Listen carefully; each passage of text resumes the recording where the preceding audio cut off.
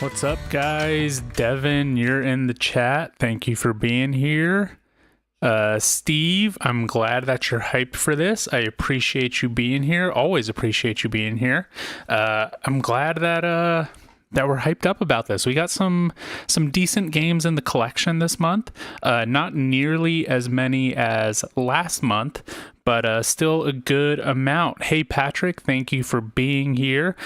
Before we get started, I am Paul. I'm half of Dads and Dice, and I'm here for my monthly What's New in the Collection, where I just talk about all the new games in the collection, whether that's stuff that we've bought, stuff that has been gifted to us for content creation purposes, which we'll go ahead and preface it by saying most of these are, all but one, are games that have been gifted to us. But yeah, this is our monthly What's New in the Collection. So I think everything is working. I remembered to actually plug in my internet this time. That's what this white cable is here, so it should not unexpectedly go down. Let's hope so. Let's knock on some wood here, because stuff always seems to go wrong. But yeah, so we are here talking about what's new in the collection. I did want to have, I wanted to try something different this month. Unfortunately, I'm not going to be able to, but I wanted a top-down view so that you guys could actually like see what was in the games. But unfortunately, I just didn't have enough time to really get that set up. So we're just going to do it like we did last time and go from there. My bad. Welcome, Pat. You are not on working hours while you are watching Dads and Dice. Maybe you are, but we will pretend that you're not. So you are right. You are Pat. My bad. Or lost faith. Whatever you want there. So yeah, let's go ahead and get into what's new in the collection. Now, with that being said, we are going to have to actually unwrap a lot of these. So let's go ahead and get started with the first one here. And this is Trekking the World 2nd edition. So this one was gifted to us by Underdog Games. And this is, I believe it's just being fulfilled right now on Kickstarter. Long Break. Yeah. Ooh, nice. That's really good. Home Until Thanksgiving.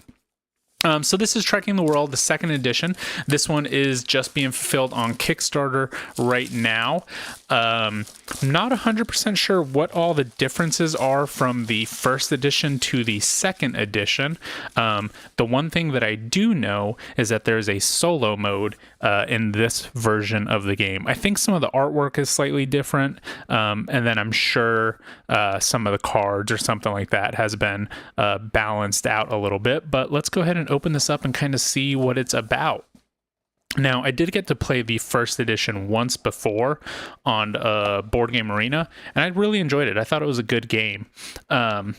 We've also tried Trekking the National Parks, and while that game was okay, it was too light for the types of games that Devin and I generally like to play. So actually that game has left our collection. It's not part of our collection anymore, but this one does have a little bit more strategy involved into it. So I'm hoping that this one is a little bit better or fits our play a little bit more. So welcome to Trekking the World, where you and your friends have wonderful trips, visit fantastic destinations, and meet lovely people all over the globe. To win, you score points by taking tours, having encounters, and collecting souvenirs. Nice pretty little game setup on here. Yes, Pat. It is the super lightweight version of World, and honestly, it kind of reminded me a little bit of like a Ticket to Ride kind of game, where you're just collecting like different colors, and then just moving that many spaces, and then you're spending those colors to get parks and something like that. I honestly don't remember it too much, but yeah, it's a very light version of the game.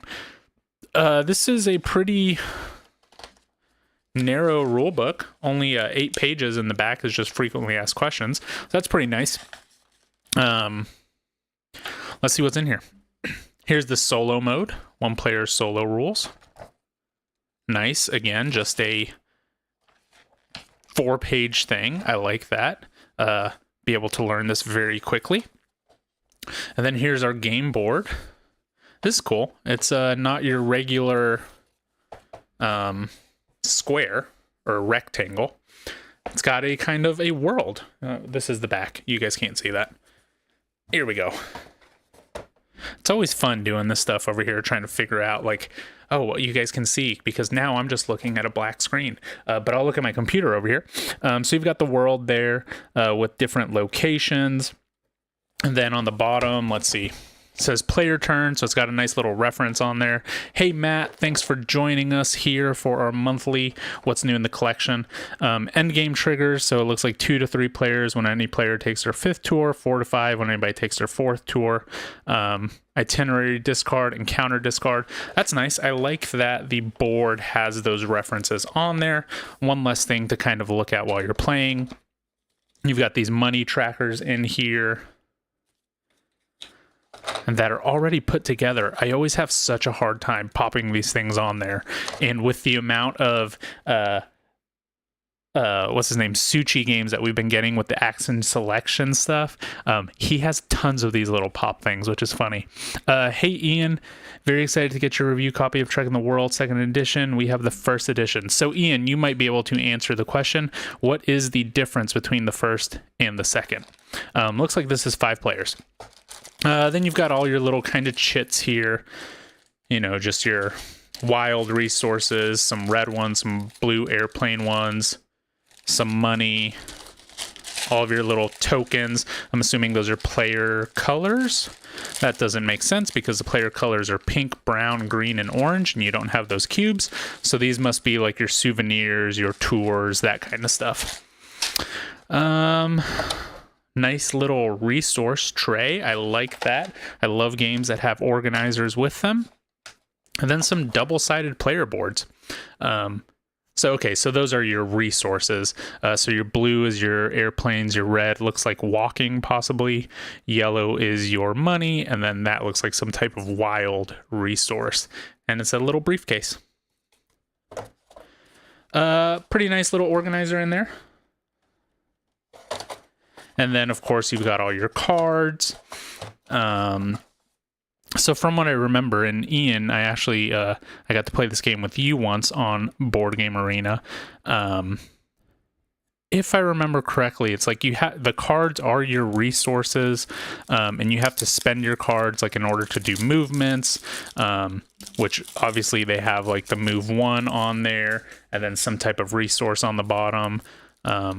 Money, some type of continent, and then some cube. Let's see. Maybe these are the solo ones. Move 2, move 3. Oh, here's the solo opponent. So it's got your different opponents on there. Interesting. Solo mode difficulty, easy, hard. Look at that. 2 references for the solo. Nice. Ian, they have changed a lot of things. I can't remember exactly what the difference is off the top of my head. Well, then I was completely wrong because I thought they barely changed anything. So we'll figure it out whenever we get there. And then, of course, you know, you've got your actual like tour cards here, encounters and itineraries. Ooh, you guys are going to watch me do this with my teeth by the end of the night because, oh, maybe I have scissors behind me. I should have scissors behind me. There we go. Halong Bay. Some pretty nice artwork. Like I said, I know for sure the artwork is different. It's got some flavor text on the back. And then at game's end, 8 points if you have 8 souvenirs in 1 color. So it looks like it kind of tells you your end game conditions to score victory points. So Timbuktu. Right. Oops. Hopefully y'all can see that a little bit. Terracotta Army. A game that I want to try by Board and Dice that I have not tried yet. So Devin, if you're there, learn Terracotta Army. Actually, I think it might be like an area control game. I'm not sure. But yeah, so that is Trekking the World second edition. Looks pretty cool. We will definitely get into it a little bit more. Read the rule book. It's very light, or it's very minimal, like I mentioned. So I know this is one that I can get read pretty quickly and get played solo. Might have to just get it on my table here and go from there. All right, so that is the first one down, Trekking the World. Okay. The money tracker is different. The original is basically a reskin of Trekking the National Parks with a couple additions. And they had some cards you could use that a lot of people ignored. Yeah, so it just seems like they probably just streamlined it a little bit more. I do think I remember they said that they tried to make it a little bit more strategic than the original one, to kind of aim more towards the strategy gamers instead of just the family weight. But if you're still kind of like in that family weight, they left a lot of the stuff to let you still be able to enjoy the game without actually diving like deep into those strategies. All right, next one up is Kinfire Delve. I just did a live stream of Kalis's Lab on Friday, and this one is actually Vainglory's Grotto. So this one just came in this past month. I still haven't gotten to try it, but if you tuned into that live stream, it's the exact gameplay. Nothing changes with the gameplay. The only difference is you have some different seekers. So I forget who it was, but somebody asked, if the seekers are different, if they have different abilities. So there's 2 new ones in this one. And all of you guys commented on the artwork, looking very sweet. There is this one. So this is one of the new characters, or one of the new seekers. Actually, I take that back. This is, I think, the first Kinfire Delve one from here, Vainglory's Grotto. Kalis's Lab is the newest one, and then Scorn's Stockade is the second one. So this is Asha of Brillbrook. So here is her art, Asha of Brillbrook. And she is an opportunist, so when you attempt a challenge with at least 1 progress on it, you may add 1 additional progress to that challenge. And then her lantern, her special action is, after this action, you may discard up to 2 other challenges. So that's really nice. Being able to just discard stuff is a pretty powerful ability. And then, of course, it looks like she's got knives is her weapon of choice. This one's pretty cool. An Odd Raven Charm. Discard when any seeker suffers damage to prevent up to 2 damage. Then you draw a card. So that is one of the seekers in Vainglory's Grotto. And the other one is... What is the other one? Oh, here they are. Is Core. Khor. And Core is self-sacrificing. When any seeker fails a challenge, you may reduce any damage suffered by 1 for each lantern on the seeker's current action or boosts. Oh, so that's their special abilities, the little lantern. And that's Core. They have like a little... I was going to say axolotl, but it's a furry creature, so it's definitely not an axolotl. And their lantern is Adamant. It says, after this action, add 3 progress to all other challenges. So that's pretty good. That's adding 12 progress in total. So this is its little pet. It's a taunt. I may not remember my past, but I still know garbage when I see it. And it's got 0... there's a glare. It's got 0 progress, but it's got that symbol, the lantern symbol, which works off of the lantern. So that's pretty cool. Incredible strength, tireless, kindness. We all have our own strengths, but united we are even stronger. So cool. That is those 2 characters. And then let's actually look at Vainglory. That's their name, right? Yeah, Vainglory. Where are they? So it looks like there's three of them. So you have the Sea of Dreams, you have the Dread Weaver, and the Danse Macabre. So just a little bit of their artwork there.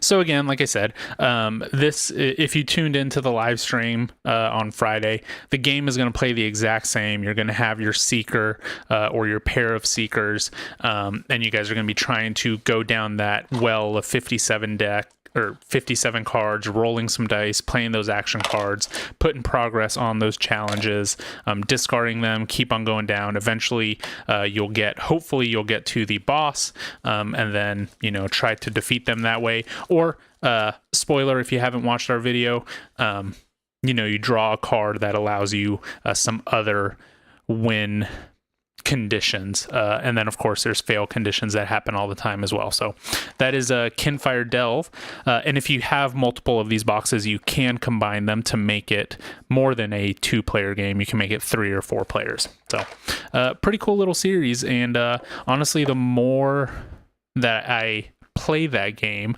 the more I'm really enjoying it. So at first I wasn't too hot on it, but the more that I've played it, it's growing on me. Okay, up next, this is one that I bought this month. I actually bought a couple this month, but this is the only one that has come in so far. I got this one. This is Terraforming Mars, Venus Next. So I have major FOMO from not backing the Terraforming Mars, Prelude 2, and the Atoma. Terraforming Mars it's one of my top 3 favorite games. It's really hard to pinpoint exactly where it's at, but it's definitely in my top 3. And as of right now, I only have the Elysium and Hellas expansion. I have the Prelude expansion. And then I have the Corporations expansion, I believe, which is just a little deck of cards. So again, I had real bad FOMO of missing out on the Atoma, which actually makes the solo mode in the game more like a regular game of Terraforming Mars, because currently the solo in there is nothing like the game, and I do not enjoy playing the game that way. So I bought the Atoma just so that I could play it like normal, and then I bought Prelude 2.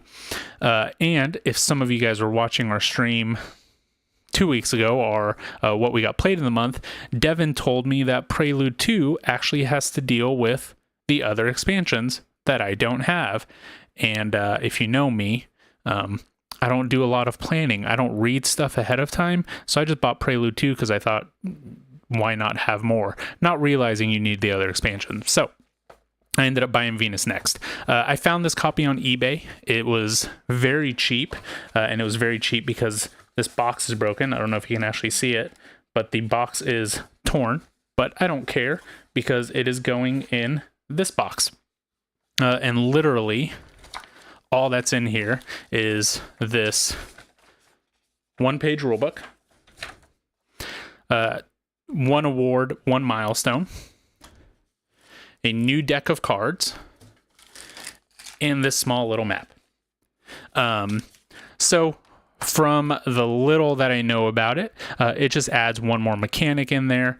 And that mechanic is just another way to get some endgame victory points. I actually downloaded it on the app. Excuse me. I downloaded it on the app. Just haven't had a chance to play it just yet. But, Michael, I did back the Atoma. And so that was the thing. I backed the Atoma, and then once I was backing it, I was like, well, I'm just going to go ahead and get Prelude 2 because more content. So I ended up just buying both of them just because I wanted it. So I'm still waiting on it. The Atoma is still on pre-order, so it hasn't shipped yet. And the worst thing is that Game Nerd is literally, it's like 40 minutes away from the house. So once they get it, then I'm going to have to wait for it to ship because I'm too lazy to drive 40 minutes to go pick it up. But this expansion, it adds, let's see, Venus might be the deadliest world in the solar system, but it has potential up among the corrosive clouds, far away from the scorching hot surface. Humans have begun colonizing and terraforming it. Your corporation has a good opportunity to make a name for itself, build flying cities, shades of the sun to lessen the greenhouse effects, and introduce life to this planet, and let Venus help you terraform Mars. So, yeah, that is... So, Michael, that is another one that I have not played. I mean, in reality, all I've played has been Prelude and the Corporation expansion, plus those 2 maps, Elysium and Hellas. I haven't tried any of the other expansions, just because I honestly think Terraforming Mars is just so good on its own. I've never done the other expansions. But I decided finally, let's start going a little bit more into it. Correct me if I'm wrong. Turmoil is the one that adds the like the board of trustees or whatever, or like the council that does some stuff. I think that's what it is. It looks like you've got some new corporations here that deal with Venus. So those ones there. Pretty cool. Figured it was time to get some expansions for one of my favorite games. Why not? And that is Venus next. Okay. Let's see. Up next we have a big one here. This is Forges of Ravenshire. This is published by BA Games.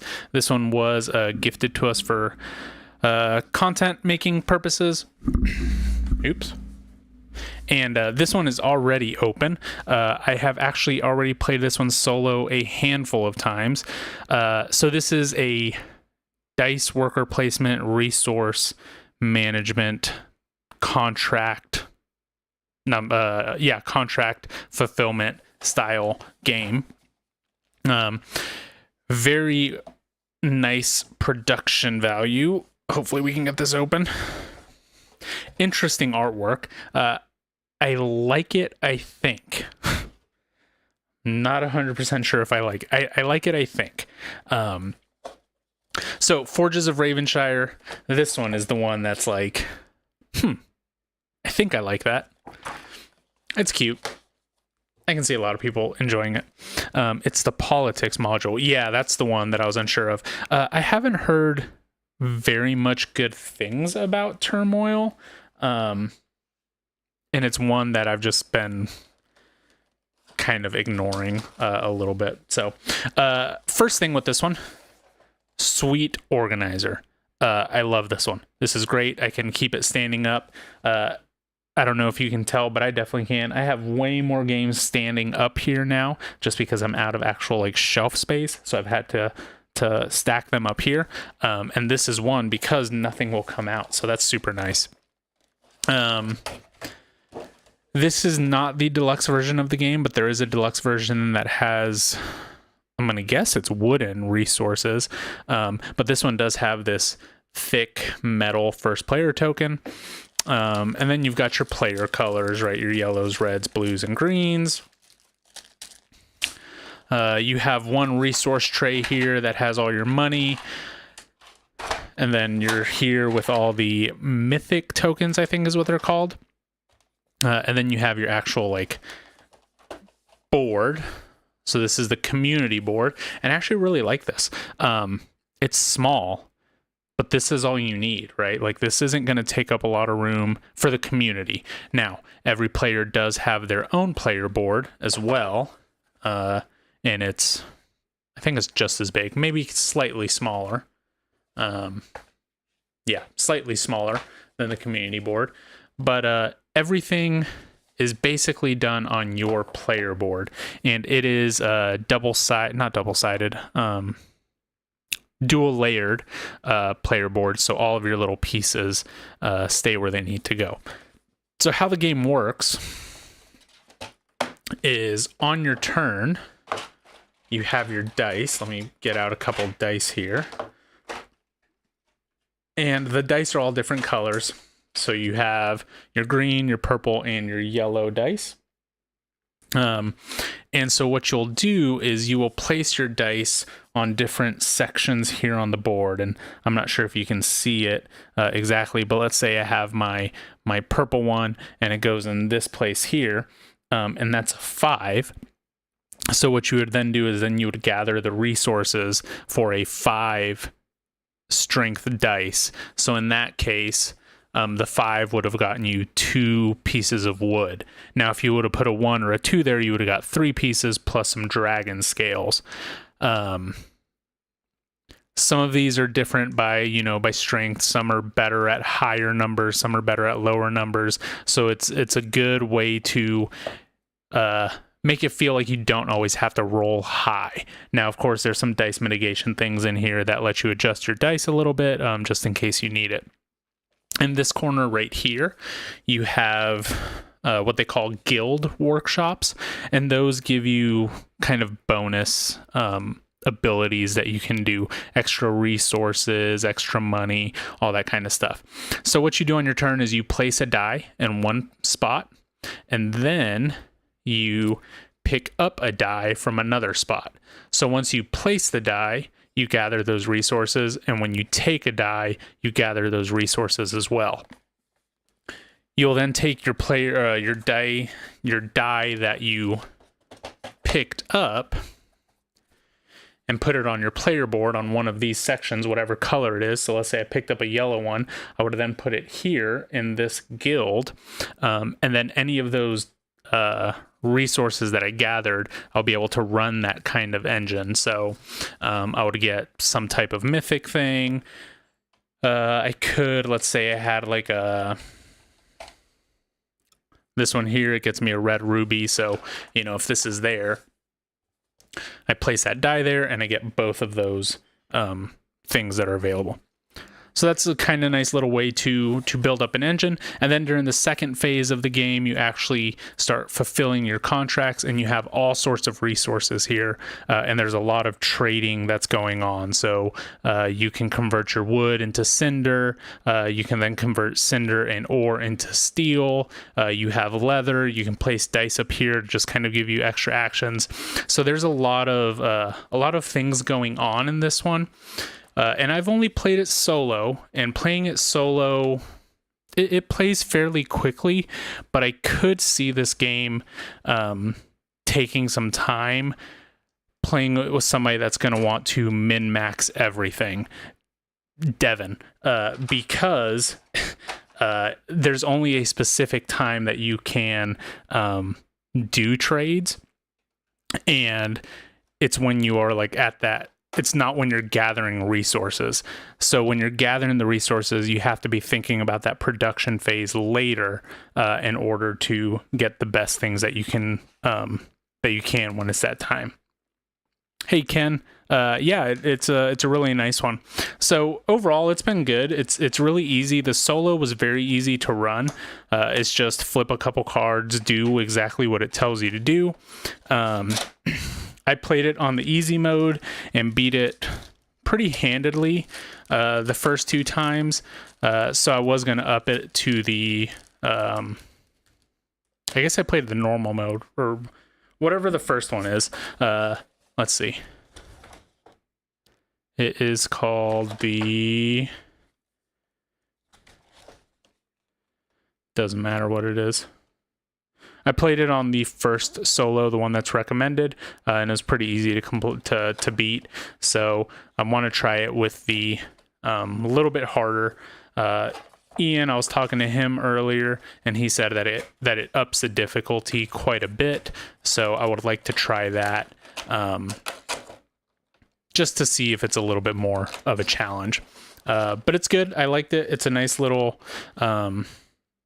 I think it's heavily a resource management game that you really need to just kind of like plan out and make sure that you have exactly what you need when you need it. So that is Forges of Ravenshire. Okay, we've got 2 more here, and these are big boys. These are big games. So first up,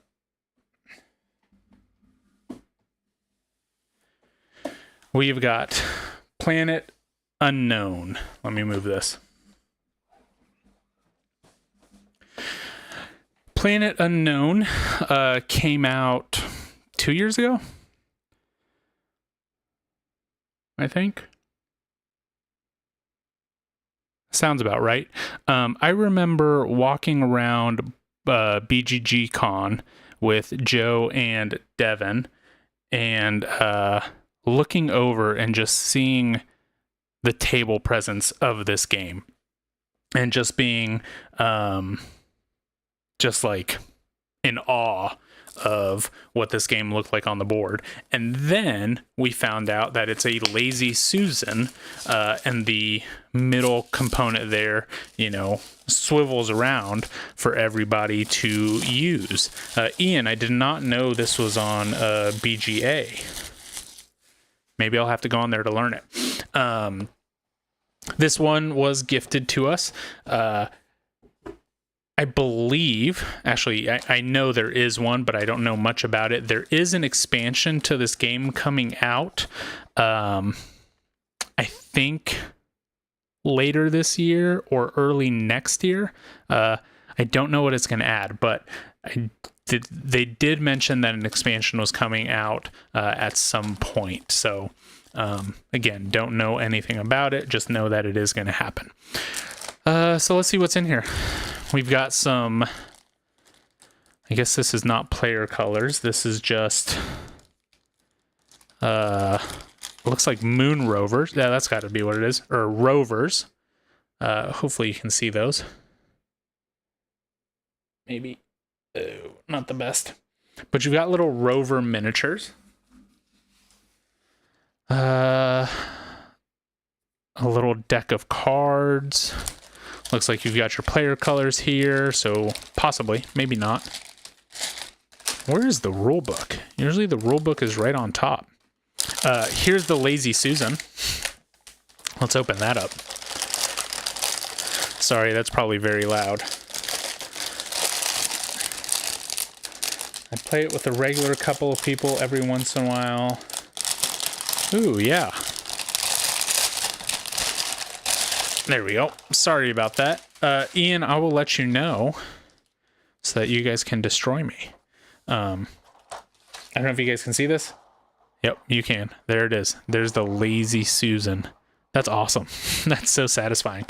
So it looks like you've got stuff. What's it called? No, it just says Susan on there.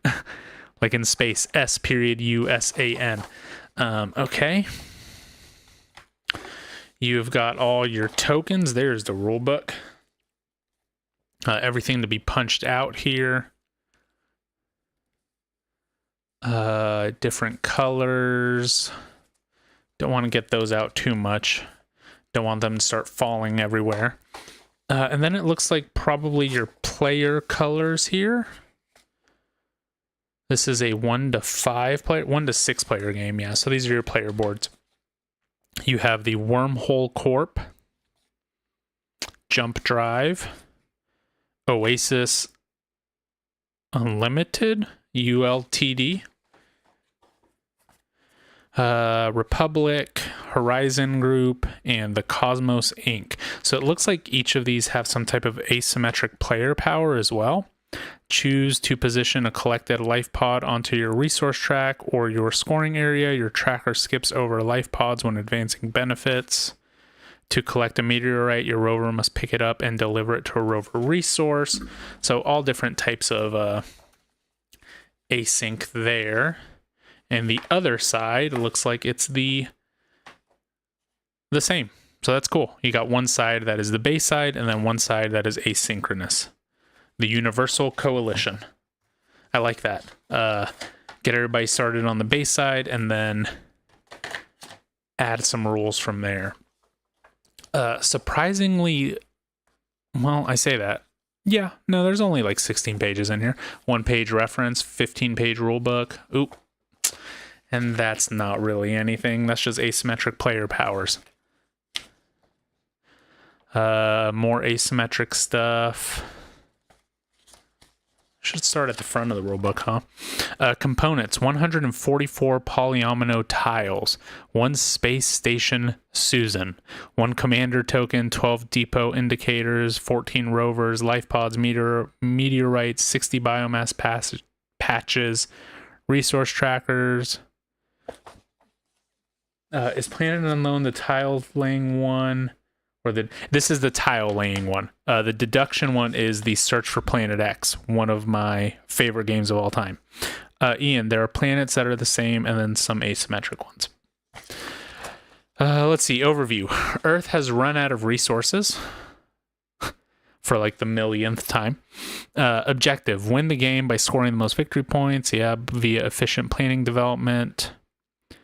Game setup, place the space station in the center of the table, load the polyominoes.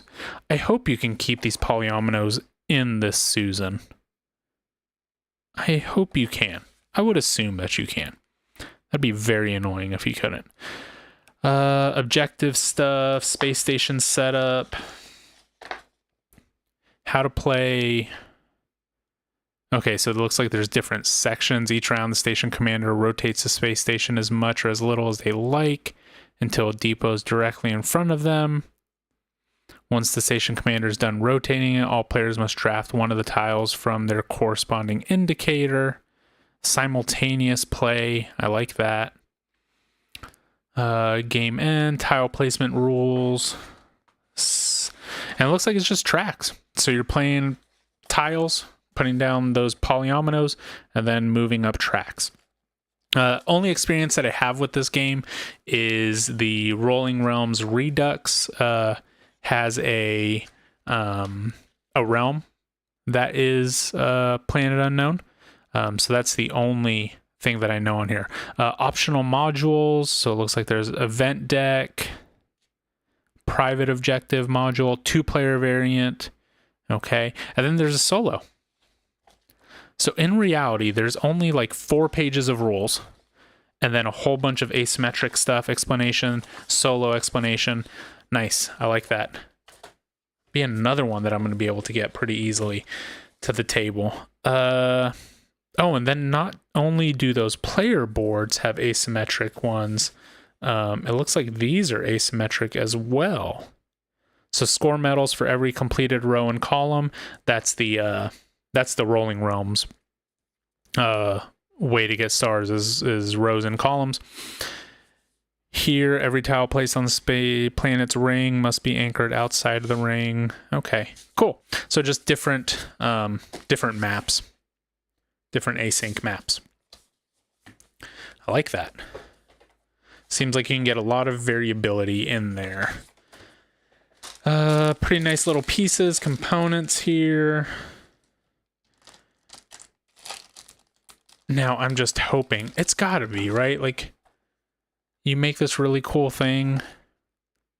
Does this flip over? No, that doesn't flip over.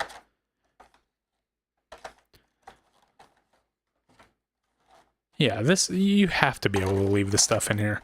I'll be very upset if you cannot leave the tiles in the Susan. So there we go. That is Planet Unknown. Oh man, I'm gonna have a lot of solo games to play here. Devin's been too busy for me lately. I say that, but actually next weekend he's coming over. Hey Tay, thanks for joining us. You can leave the tiles in, but there's no lid in the original Kickstarter production. The second one includes the lid. Ooh, I've been having it right here vertically. So, we'll see how that is. I don't know. All right. Before we get to that one, there's actually another game that I left. I actually took it to Devin's house last week or 2 weeks ago, whenever I went there, completely just forgetting that it was new to the collection, but I was going to leave it at his house. So I don't have it on me, but I do have it here on the screen. So we'll do this slightly different for this one game.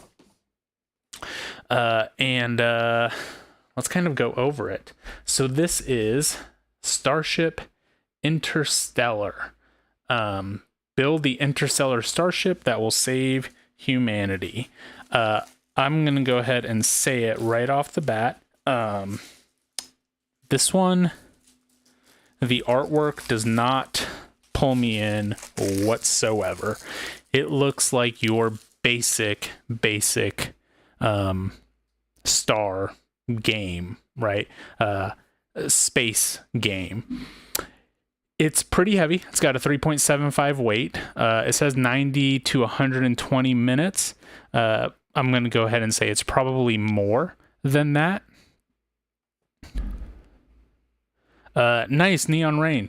I know you've been talking about that one, and I've been seeing some people getting Neon Rain in lately.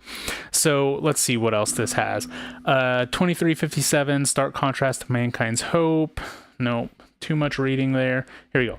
In Starship Interstellar, you are the leader of one of the world's most influential corporations that has chosen to rise to the occasion and do their part to help complete the job.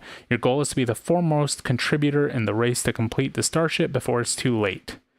Okay, so I did get a chance to open up this one before I took it to Devin's house. Maybe this picture will do it justice. Looks all right. It does. It looks okay, but look at this player board. First of all, this doesn't do it justice. When I opened up this game, it is literally 2 boards, and each one is the size of a normal board. So this is about double the size of a board. Maybe this is better. Nope, not much better. Yeah, not much better there. But then, like, look at the artwork here. Like, I don't know. There is so much on it. One thing that was pretty cool was there are like these individual player tuck boxes where all of your resources and stuff will go. But then, you know, you just got all this symbology in here. A lot of colors, a lot of stuff. There's a lot going on in it. The rule book was rough. It was about 30 pages, and a lot of it was symbology. Not sure what that picture is. There we go. There's the player board. So, from my understanding, at these places here, you can see there's different countries on the planets, and I think you're trying to gather the resources from these, or you're trying to drop off the resources. It's one of those. But you place them in all those little squares. There's the victory point track there. You also have these citizens down here that you're trying to like put on these spaceships to send off. I don't know. There's a lot. Like you can see down here, end of turn, it gives you just a lot of symbols to kind of follow. I'm sure once you know the game and once you've played it quite a bit, it starts making sense. But this is one that I talked to Devin about, and I was just like, hey, I do not want to do a 2-player game of this. On BGG, it says that 3 is the best. So let's wait till BGG Con. Let's wait for Joe to come down here and just try it out then, because I think this is going to be one that we will be playing for a bit, trying to just understand everything about it. So yeah, that's Starship Interstellar. Haven't been able to see much content about it. I've tried looking stuff up on YouTube. I've seen like setup stuff like that, but no like actual playthroughs. No actual like nothing of substance really. But looking down here at the fans also like Pampero is one that I'm really interested in trying out. Salt and Sea is one that I'm really interested in trying out. Inventions is another one that I'm really interested in. So like, I like going to these fans also like things, because that's how I've found a lot of games. That's how I found about Praga Kaput. That's how I found out about Gugong. So like, if these games are similar enough, then this might be one that I do enjoy. So yes, Michael, exactly. It seems unwieldy, but it could just be our first impressions. I don't know. It has potential.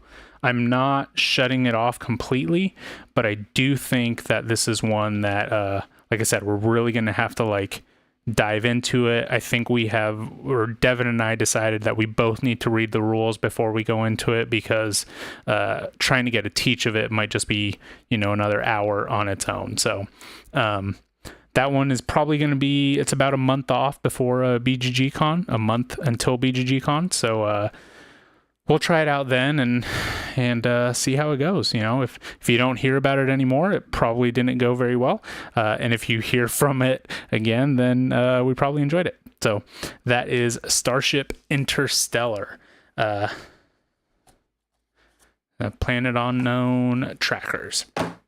Okay, and then the last game in the collection, Voidfall. Devin has been itching at the bit. I think that's the saying, to get Voidfall. And we finally got our hands on it. Voidfall, Mind Clash Games. Favorite game of all time, really? Tay, what makes this your favorite game of all time? So it says here, Voidfall combines the tension, grand strategy, and deep empire customization of the 4X genre with resource management, tight decisions, and minimum luck gameplay of an economic Euro-style game. That right there is Devin's dream. He likes 100% open information.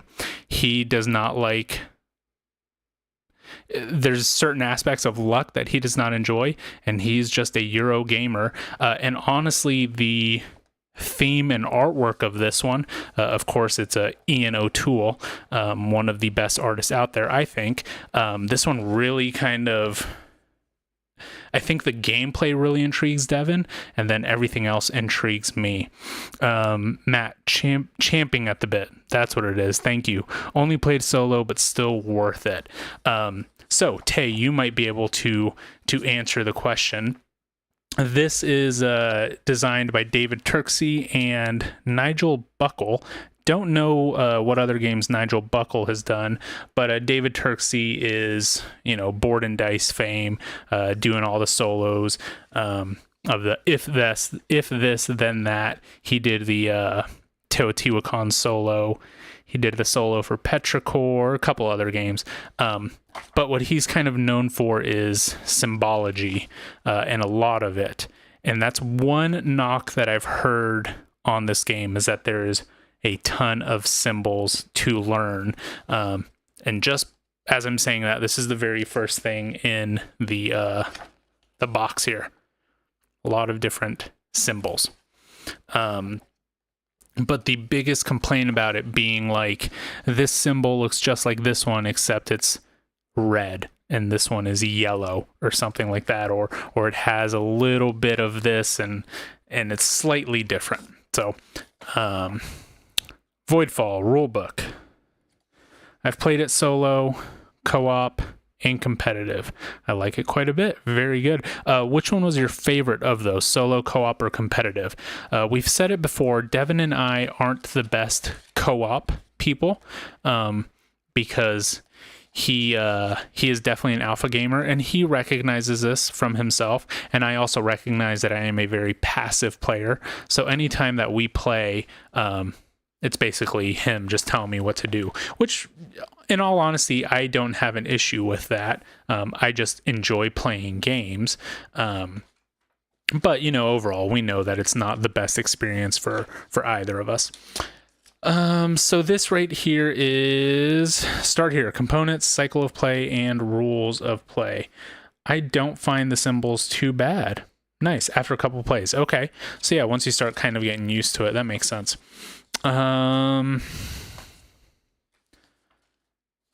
Focus phase, void form.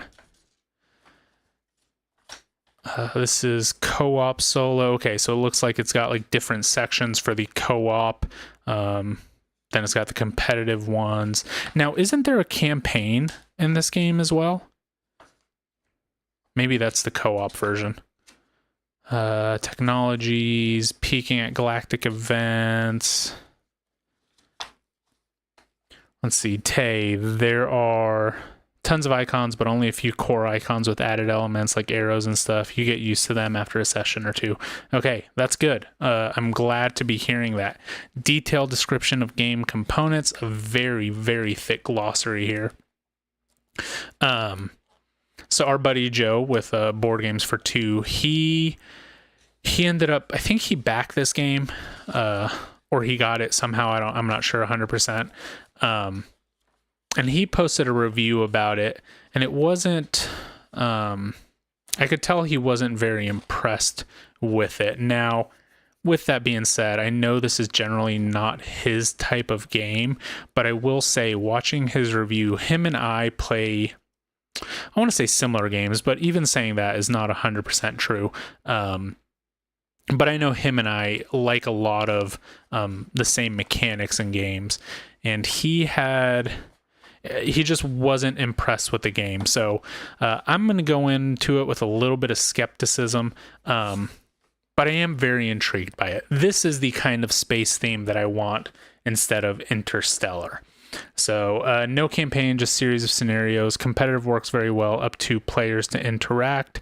Easy to stay on your own side of the board. Okay, yeah, and I'm sure it's even easier, with 2 players or whatever. I wonder what it plays best at.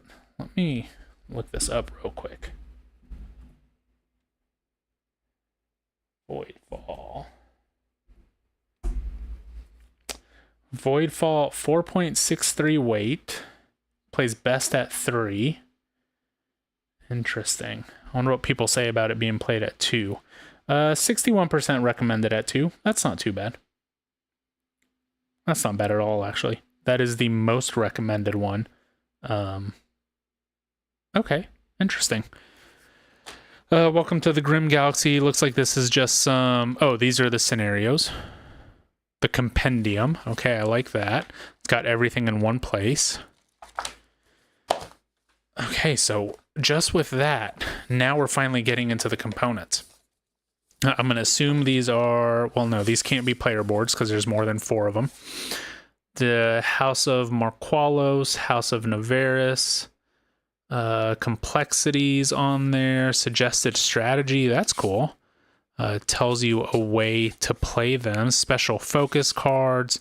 Are these this has got to be the co-ops that you're playing against these things.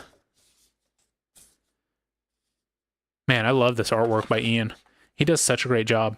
Voidfall's combat is very deterministic, no dice at all. Solo is just dealing with events on sort of a game timer. Okay, that's not bad. About how long have y'all's plays of this been? House the Gwyn. I like that.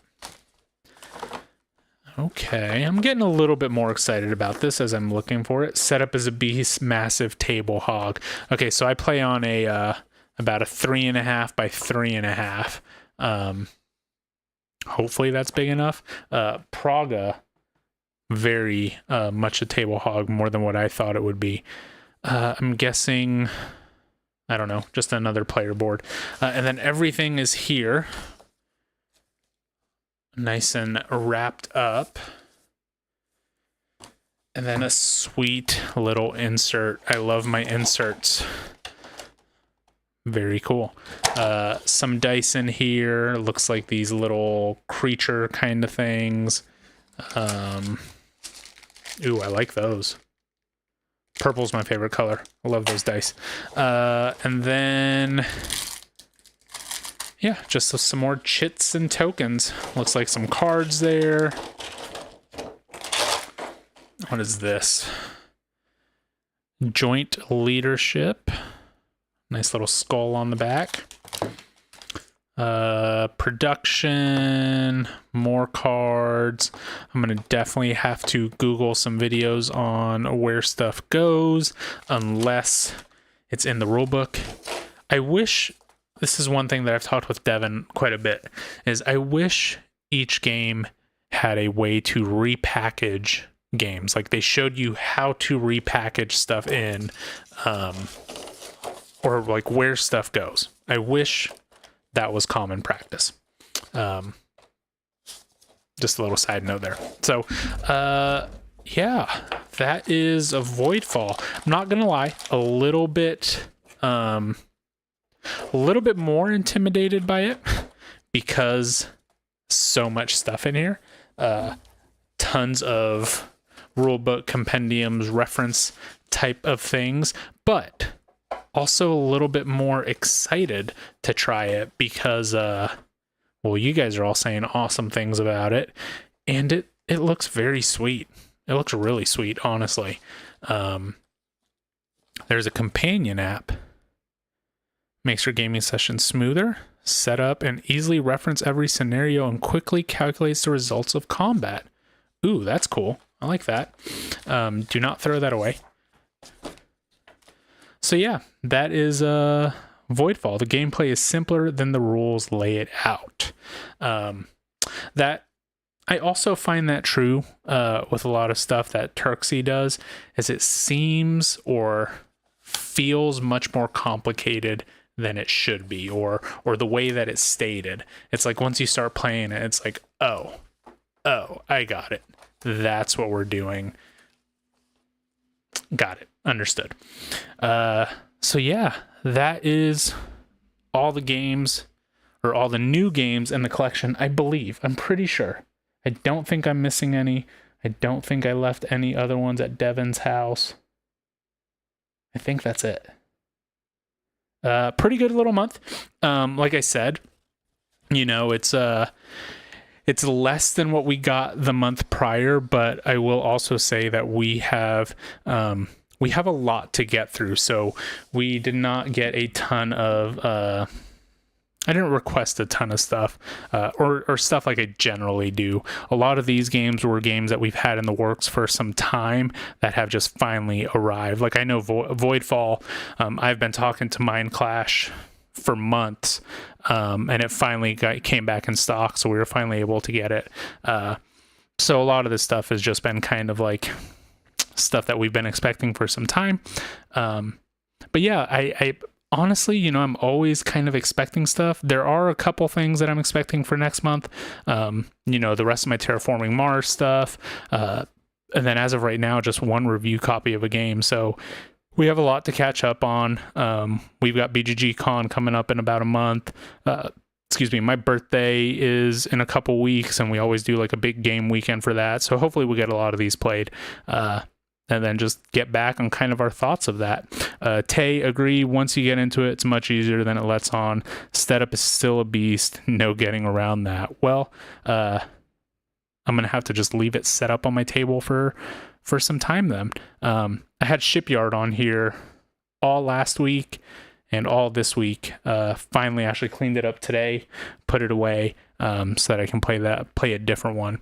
I found that keeping the game set up lets me actually play them quite a bit more, because setup is my least favorite part of a lot of games. So yeah, that's all that we got on here. Let's see. Ooh, exciting for Uncle Paul's birthday. Yes. Yep. It's a fun little time. So, there's that local board game bar around here, and we just kind of go there and hang out and just do what we enjoy doing, which is playing games with friends. And, I wish we could do that all the time. So that is all that I have for new in the collection this month.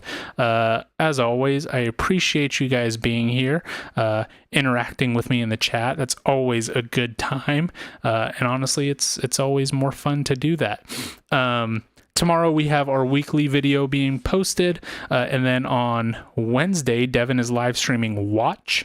Watch is a much lighter game than he is playing generally, so I'm going to guess maybe 90 minutes at most for that stream, but it's a fun game. Him and I actually live streamed it probably about a year ago, so if you're interested in that, just kind of search through our channel. You can find a gameplay of Watch. It's a pretty cool little game.